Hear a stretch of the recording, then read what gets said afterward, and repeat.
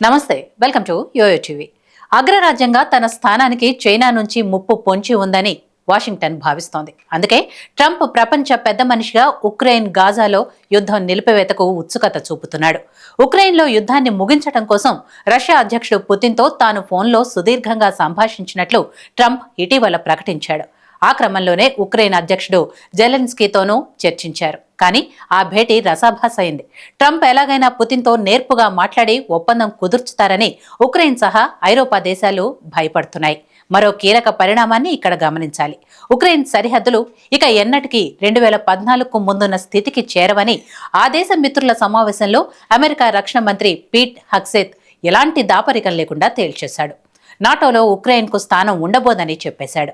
ఇది రష్యాకు వీణుల విందే. ఉక్రెయిన్ తన భద్రతకు పూచి కోరుతున్నా అమెరికా అలాంటి బాధ్యతనేమీ తీసుకోలేదని స్పష్టమవుతోంది. ఉక్రెయిన్లో ఐరాస దళాల్ని వినియోగించాల్సి వస్తే ఐరోపా దేశాలే బలగాల్ని సమకూర్చాల్సి వస్తుంది.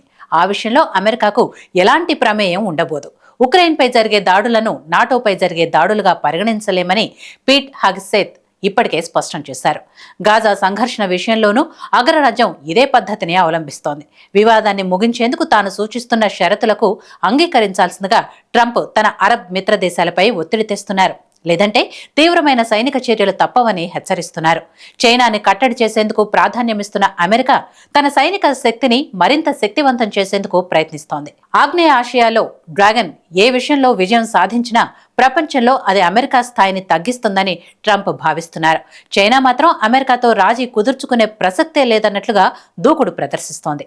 ట్రంప్ తమపై విధించిన సుంకాలకు సమాధానంగా అమెరికాతో ఆర్థిక యుద్ధానికి సిద్ధమైందే తప్ప ఆ దేశంతో చర్చలకు ఆసక్తి చూపించడం లేదు. పైపెచ్చు ఈ విషయంలో చొరవ చూపే అవకాశాన్ని అమెరికాకే వదిలేసింది. మరోవైపు అమెరికా తైవాన్ పట్ల అనుసరించే విధానం సందిగ్ధంగా మారింది. దీన్ని ఆసరాగా చేసుకుని డ్రాగన్ తన ఎజెండాను నెరవేర్చుకునే అవకాశం ఉంది. ఏది ఏమైనా ప్రపంచంలోని ఇతర ప్రాంతాల్లో తన ప్రమేయాన్ని తగ్గించుకొని ఇండో పసిఫిక్ పైనే ప్రధానంగా దృష్టి కేంద్రీకరించాలని అమెరికా నిశ్చయించింది.